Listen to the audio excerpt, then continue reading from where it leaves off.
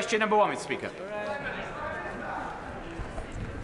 Mr. Speaker, the ban on LGBT people serving in our military until the year 2000 was an appalling failure of the British state, decades behind the law of this land.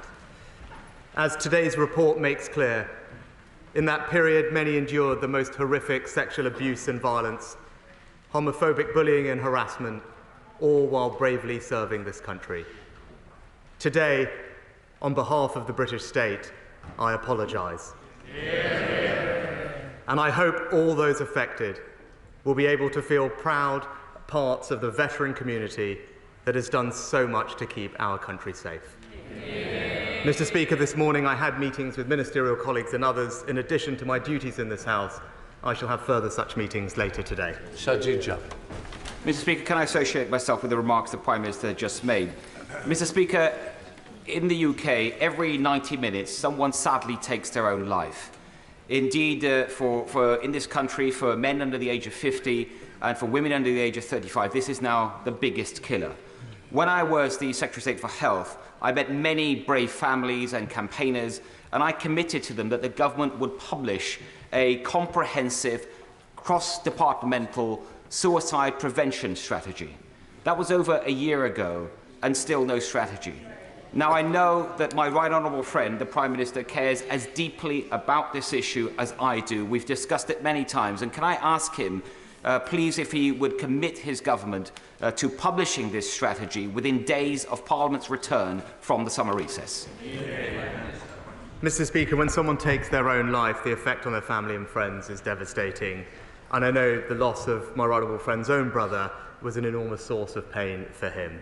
I want to reassure him that we are actively addressing suicide rates through our national suicide prevention strategy, backed by funding, and also particularly rolling out 100 suicide prevention voluntary community and social enterprises. But I can tell him that we will publish the new updated national suicide prevention strategy later this year. We now come to the Leader of the Opposition, Keir Starmer. Mr. Speaker, Labour in government was proud to repeal the ban against LGBT+ people serving in our armed forces. And today we strongly welcome this apology from the Prime Minister as a recognition of their historic mistreatment. Mr. Speaker, my constituent Ken Wright was a proud RAF serviceman, forced to leave the job he loved simply because he was gay. I'm delighted he is here today to witness this apology. And whilst we cannot right the wrongs of the past, the government should now act on the recommendations of the Etherton Review to fix the lives broken by the ban. It's what LGBT+ veterans deserve. Mr. Speaker, I also know the whole House will want to send our very best wishes to the Lionesses as they start their World Cup campaign this Saturday. Let's hope they continue the brilliant success they had in the Euros. Mr. Speaker, when the Prime Minister took office 9 months ago, the NHS waiting list had 7.2 million people on it. What's the number today? Well, Mr. Speaker, the reason that the NHS waiting lists are higher today than they were then, after actually being stable for the first few months as we put in place new initiatives, is very simple, and that's because the NHS has been disrupted by industrial action, Mr. Speaker. Now, we've put very clear plans in place to bring down waiting lists in urgent and emergency care, in primary care, in ambulances and outpatients and electives. Those plans were working and will continue to work, but we do need to end the industrial action. So I'd ask the honourable gentleman, if he does care about bringing the waiting list down, does he agree with me that consultants and junior doctors should accept the pay deal that the government offered? Mr. Speaker,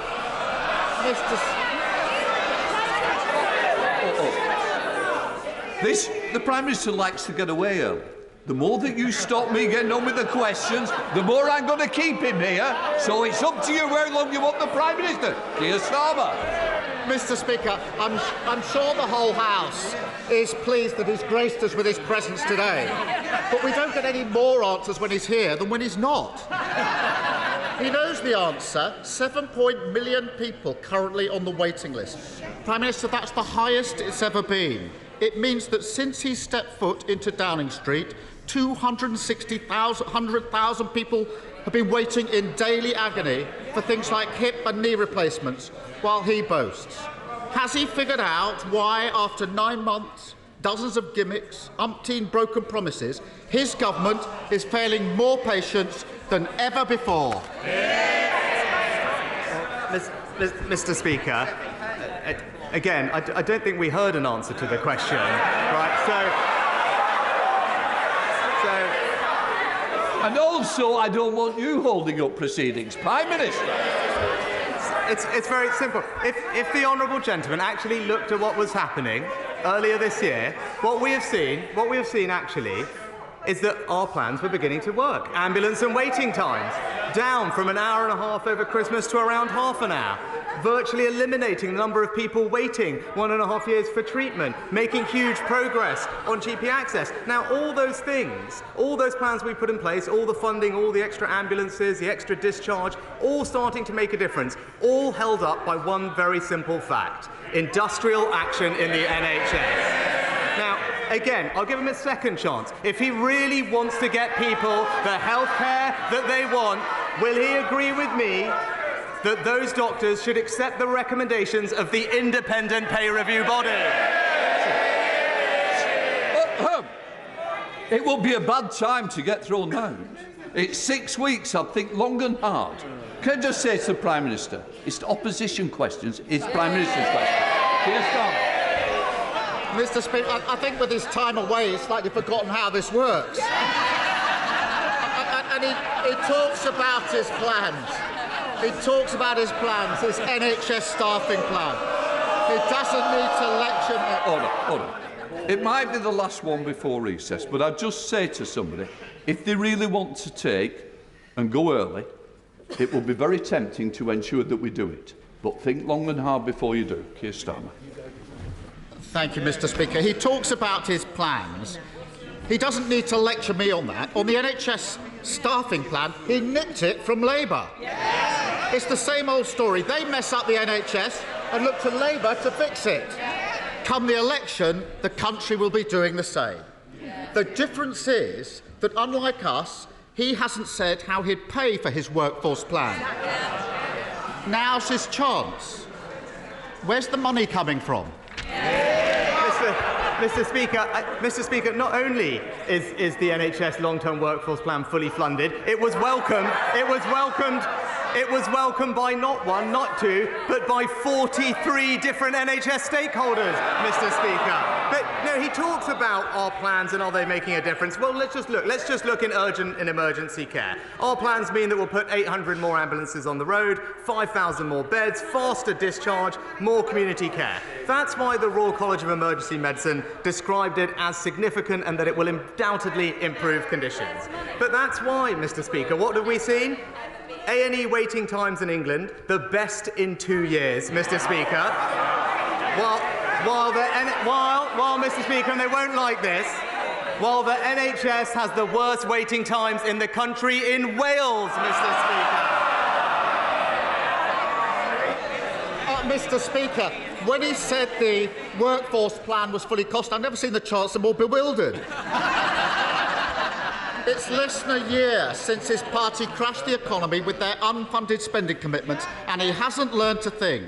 So let me ask it another way. Is his uncosted spending coming from more tax rises, more cuts, or is it just the latest promise to fall from the Tories' magic money tree? Mr. Speaker, as I and the Chancellor set out, the plan is fully funded. He'll see that at the autumn statement. But I am pleased he's now interested in fiscal responsibility, because that is very welcome, Mr. Speaker. Because there's an opportunity for us to make sure that this is true conviction. We've just had, Mr. Speaker, in the last week, we've had the recommendations of independent pay review bodies, including for the NHS. Now, I believe the right thing to do was to accept those independent recommendations. But that involves taking difficult and responsible decisions to deliver those pay rises without fueling borrowing, inflation, taxes and debt. But on this crucial issue, Mr. Speaker, while his MPs are back on the picket lines, yet again on this issue, he simply refuses to take a position. It's the same old story. He should stop taking inspiration from his friends outside and unglue himself from the fence.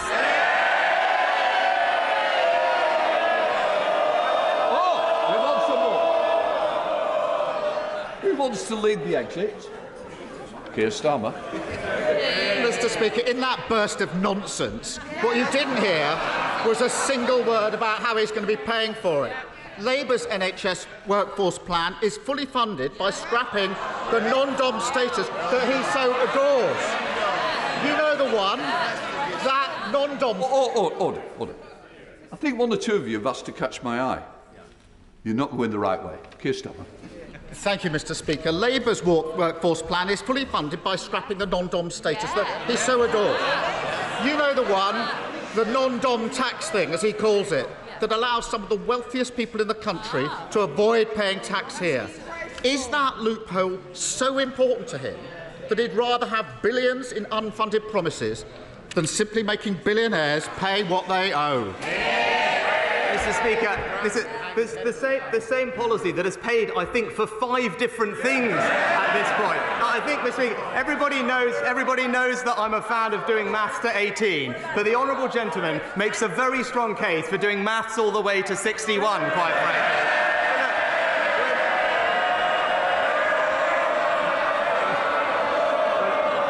When it comes, Mr. Speaker, but when it comes to the substance of the plan, because it's important we address this, right? I am aware, actually, and I will say this. He did set out some proposals to train more staff. The problem is, Mr. Speaker, that's all he did. Our plan is much more comprehensive and it's much more impactful, because not only will we train more staff, Mr. Speaker, well, no, this is important substance, because I acknowledge the party opposite did set out some plans to train more, but that's not enough. You also have to set out plans, as we did, to retain more NHS staff. And you also crucially have to set out plans to how you reform the NHS so that you can have a more productive NHS. And that is the difference between us, Mr. Speaker. He is only ever focused on the superficial headline. We're getting on and doing the actual reform. Mr. Speaker, if he's so good at maths, he'd know I'm 60, not 61.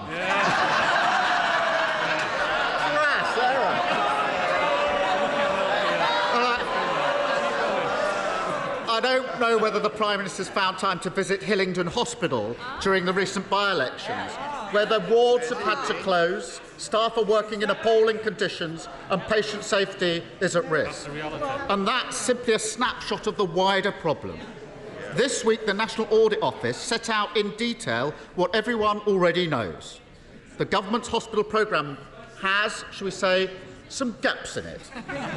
So can the Prime Minister confirm that, apart from the fact that there aren't 40 of them, and the fact that most of them aren't new, and that many of them aren't even hospitals, everything's going fine with the 40 new hospitals? Mr. Speaker, not only are we going to deliver on our manifesto commitment to build 40 new hospitals across the country by 2030? We're not just stopping there, Mr. Speaker, because we're also delivering 100 hospital upgrades across the country and, crucially, over 100 new community diagnostic centres to speed up treatment for people, including, Mr. Speaker, in the Deputy Leader's constituency, the Shadow Work and Pension Secretary's constituency, the Energy Secretary, the Justice Secretary, the Attorney General's constituency. That's how committed we are, Mr. Speaker. But look, let me end on this, because he mentioned Hillingdon Hospital, he mentioned Uxbridge. I tell you what, I want to help the people of this country, Mr. Speaker. I want to make sure that not only can they get to work, but they get the care they need. Why on earth does he want to charge them £12.50 every time they visit their GP and hospital? Thank you, Mr. Speaker. There was welcome news this morning of inflation falling by higher than expected.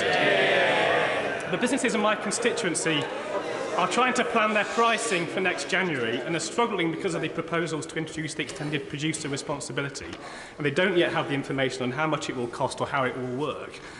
So would the Prime Minister look at pausing and resetting that programme? So what we don't see in January is price rises in our supermarkets without the consequent reduction in packaging and increase in recycling that we all want to see.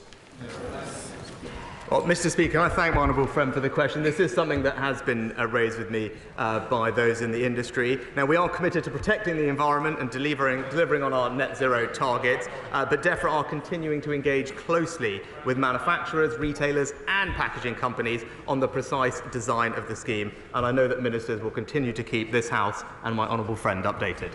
Leader of the SNP, Stephen Flynn. Mr. Speaker, the two-child benefit cap, as introduced by the Conservative Party, has left 250,000 children living in poverty. So can I ask the Prime Minister, does he take comfort in knowing that the heinous legacy of that policy will no longer just be protected by Conservative members, but by Labour members too? Well, Mr. Speaker, I welcome the Labour leader's newfound support for our policy, even though he previously committed to a different approach. But what I would say to the honourable gentleman, and indeed the Labour front bench, is that they don't have to worry too much, because given the Labour leader's track record, he's never actually kept a promise that he's made. Stephen Flynn. Mr. Speaker, voters in Scotland are used to child poverty under the Tories. They almost expect it. But what they don't expect is child poverty support from the Labour Party. And if we look very closely right now, there is a shiver running along the Labour front bench looking for a spine. Now, Mr. Speaker, does this not tell us something much bigger? That for children living in poverty in Scotland, Westminster offers them no real change. It offers them no real hope. Well, Mr. Speaker, the best route out of poverty is through work, Mr. Speaker, and the best way to ensure that children do not grow up in poverty is to ensure that they do not grow up in a workless household. That's why we are focused on creating more jobs, with 200,000 more in Scotland since 2010, and hundreds of thousands fewer children across the United Kingdom growing up in a workless household. We will always continue to reduce child poverty. I don't want to see a single child grow up in poverty, and we will deliver that in every part of the UK, including in Scotland. Shalish Vara. Thank you, Mr. Speaker. Would my right honourable friend agree with me that if members opposite are in favour of illegal economic migration, then they should have the courage to say so, rather than claiming that young men in their 20s and 30s arriving here from safe countries are actually asylum seekers? My honourable friend is right that the party opposite don't have a plan to tackle illegal migration, and we saw that just in this last week, Mr. Speaker, that they voted, I think, over 70 different times against our Stop the Boats bill.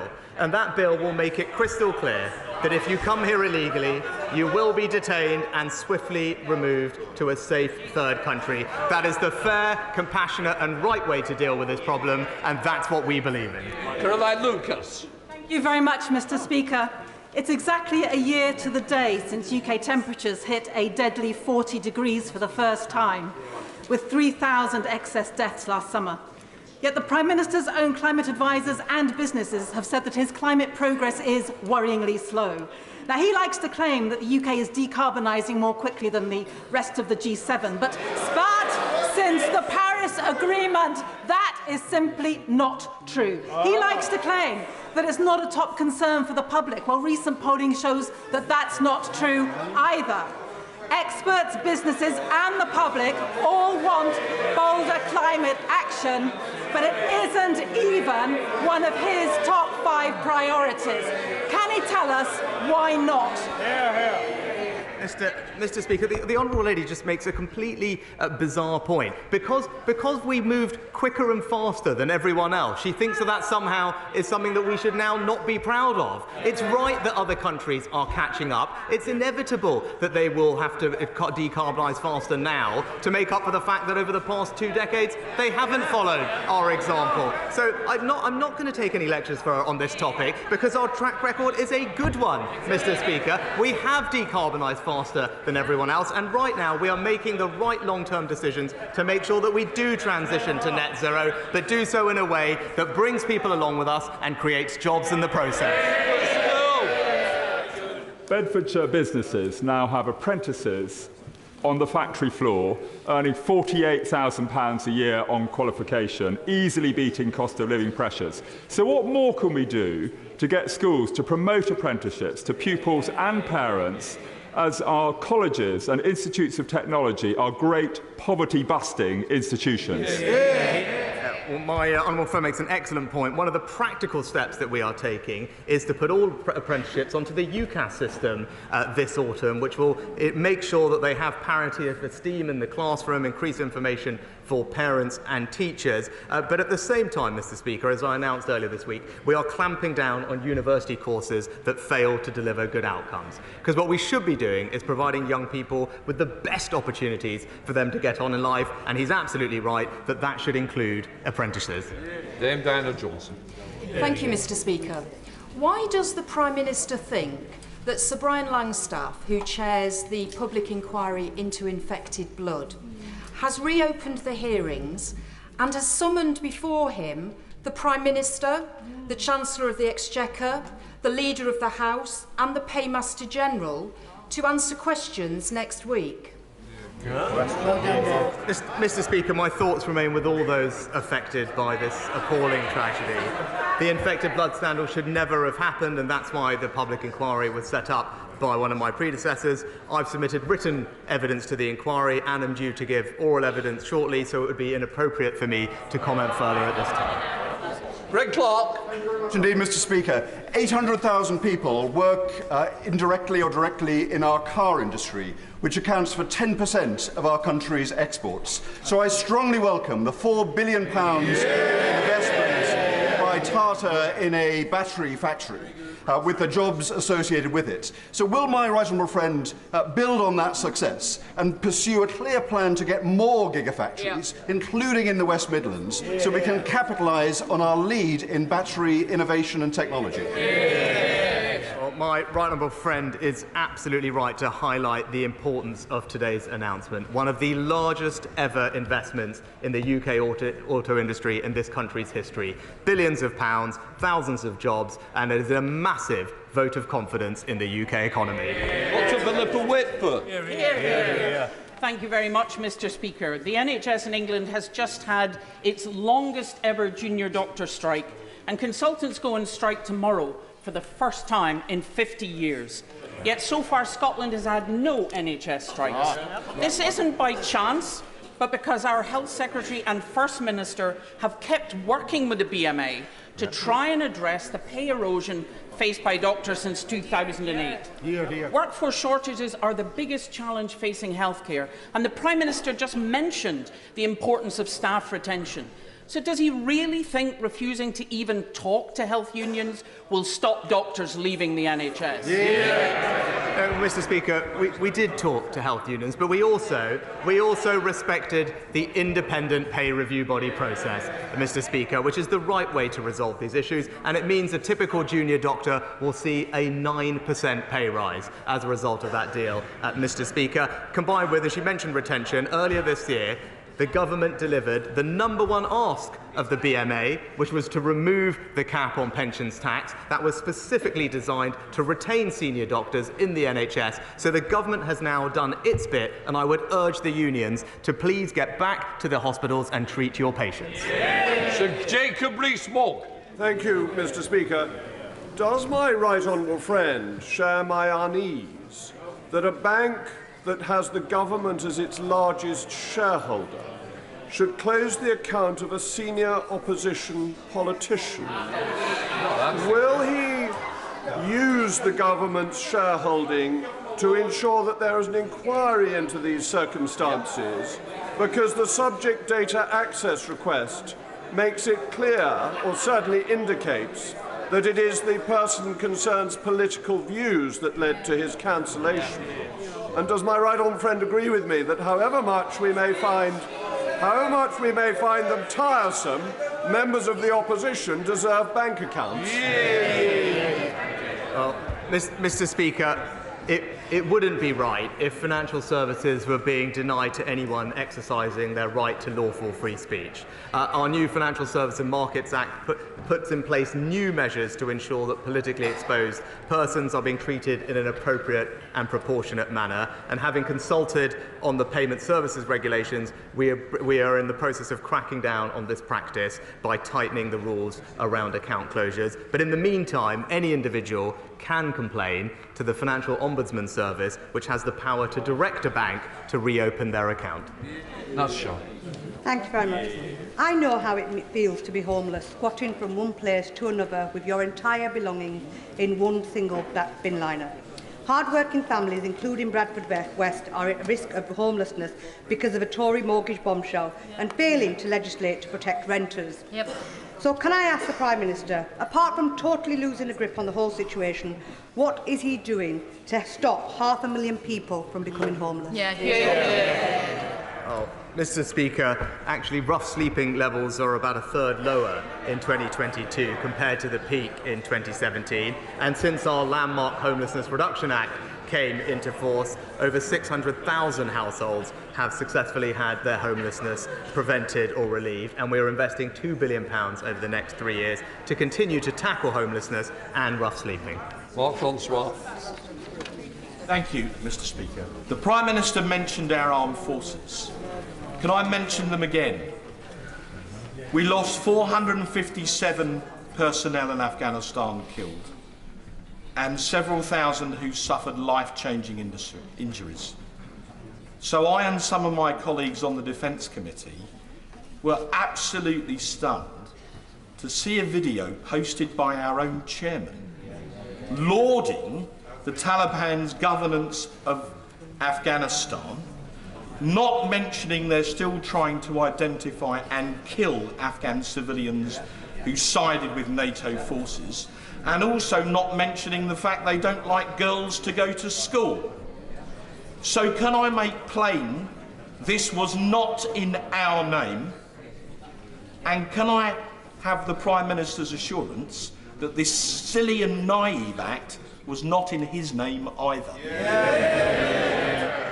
Well, Mr. Speaker, I join with my honourable friend in paying tribute to our brave serving personnel and veterans and thank them for their service, as indeed we've touched on earlier today. And we have repeatedly and will continue to repeatedly call out the human rights abuses that we see around the world, and he mentions rightly the prohibition on women being educated in Afghanistan, which is something we've spoken about in the past. But we will also continue to have dialogue with regimes. That doesn't mean that we consider those regimes to be legitimate or approve of their actions, but that is all part, as he will understand, of establishing normal diplomatic presence in countries when the situation allows. But I'll very happily look into the specific case that he brought up with me. Mr. Speaker, it's not just the adoption of the disgusting and heinous two-child benefit cap, it's the endorsement of a hard Brexit, the tuition fees, the immigration. Doesn't he agree that there's no real difference now between the two UK main parties? And isn't it time that we perhaps rearrange the furniture in this House and have them all on one big bench and perhaps retitle them that this is what you get from the UK party?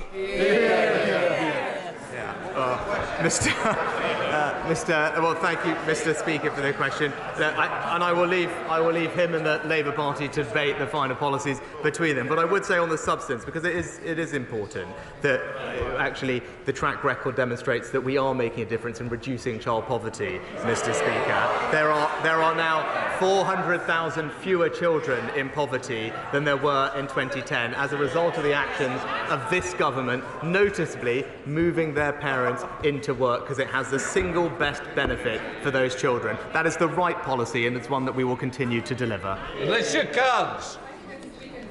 Therapy is quackery packaged up by bigots seeking to promote their hate and profit from it. On the 19th of January, the Minister at the Dispatch Box promised to bring forward a ban against conversion therapy and ensure that pre-legislative scrutiny was completed before the end of this parliamentary term. How does my right honourable friend plan to continue with that? But can I also welcome very much his statement from the floor today and thank those LGBT veterans who are here with us. We are so grateful for your service, and we do this ban also in your name. Well, can I thank my honourable friend for her question? And I agree with her that conversion therapy is an abhorrent practice, and we need to do everything we can to stamp it out wherever we see it. The Minister for Women and Equalities will continue to keep her and the House updated on our progress. Barry Sherman. Mr. Speaker, thank you. Does the Prime Minister remember 7 years ago when he was a passionate supporter of leaving the European Union, along with his then best friend Boris Johnson? Is he aware that Sir John Major now says in every speech he makes that that decision was catastrophic for the people of this country and standards of living, and also deeply damaging to our role, status and influence in the world? Mr. Speaker, I would say gently to the honourable member that at the beginning of his question, you think he made the central point. It was 7 years ago, Mr. Speaker, and we need to move forward. I would just gently point out to him, he talked about what's happened since then, that since we left the single market, this economy has grown faster than Germany, France and Italy, Mr. Speaker. And he talks about our standing on the world stage. Well, he wasn't here for our statement on the NATO summit last week, but nobody can be in any doubt that the United Kingdom is highly respected on the world stage. Lee Anderson. Thank you, Mr. Speaker. Now then, just last week, the Leader of the Opposition announced his new flagship policy, the two-child benefit cap. It goes down very popular on this side of the House, but not so popular on that side of the House. But, Prime Minister, could you please tell the House, when will the Leader of the Opposition jump off the bandwagon and be honest with the British public and tell them what he stands for? Well, Mr. Speaker, my honourable friend is right. Now, it would be one thing, and I say I welcome the Leader of the Opposition now supporting the government's policy, but I don't think anyone actually believes that he believes in what he's saying. And I think that is the... Just say, you don't need to worry, you've no responsibility for the opposition. Neil Coyle. Mr. Speaker, every single member of this House is required by law to confirm the true source of a donation before it is accepted or declared. So can the Prime Minister tell us if he followed all the rules all the time before he took £38,500 of free air travel on the 28th of April? And if so, why does his story keep changing about who paid? Mr. Speaker, all donations are declared in the normal way, and as the honourable gentleman knows, if there are administrative changes to that, those are quickly corrected. David Davis. The Prime Minister, back to the question raised quite rightly by my honourable friend, the member for North East Somerset. The opposition politician he was referring to, of course, was Nigel Farage, whose bank account was closed, not because he was a PEP, not because of commercial reasons, but because his views did not align with the values of Coutts Bank, a thinly veiled political discrimination, a vindictive, irresponsible and undemocratic action. But in addition, NatWest also disclosed confidential details about Farage's account to the BBC and lied about the commercial viability of his account, actions which ought to jeopardise its banking licence and should certainly worry NatWest's 19 million other customers. So he's told us what he's going to do for the future, but there are many other people in this circumstance. So can he require every bank with a British banking licence to inform the Treasury of all the accounts they've shut down for non-commercial reasons the last decade? Well, Mr. Speaker, I know that the honourable gentleman has spoken to the Chancellor about this particular issue, and I know he'll continue to have those conversations. In the short term, having consulted on the payment service regulations, we do intend to crack down on this practice by toughening the rules around account closures. But in the meantime, the Financial Ombudsman Service is available for people to make complaints to, but I look forward to continuing the dialogue with him, as indeed does the Chancellor. Final question, Colin Lockhart. Thank you, Mr. Speaker. As a father, the Prime Minister will know how precious children are. Adam Watson, aged 9, and Poppy Ogle, aged 10, from my constituency, sadly lost their battle with childhood cancer just last year. Their homes are forever broken. Both families want to see a change in financial support for the 1,600 children diagnosed with cancer across the UK each year. Would the Prime Minister commit to meet with these families, to listen to their stories and to review child DLA payments to commence immediately on diagnosis of childhood cancer, whether that be a terminal diagnosis or not? The 3-month wait for support is just too long. Surely this government can see fit to wrap its arms around these children and their families in their hour of need. Well, Mr. Speaker, I thank the Honourable Lady for raising this issue. I can't imagine how difficult it is for families whose children are being treated for cancer and everything that will come along with that. I will happily look into the specific issue that she mentioned and get back to her in all haste, and she should know that she has my total support for helping and supporting families who are going through what will be an unbelievably difficult time. That completes Prime Minister's questions.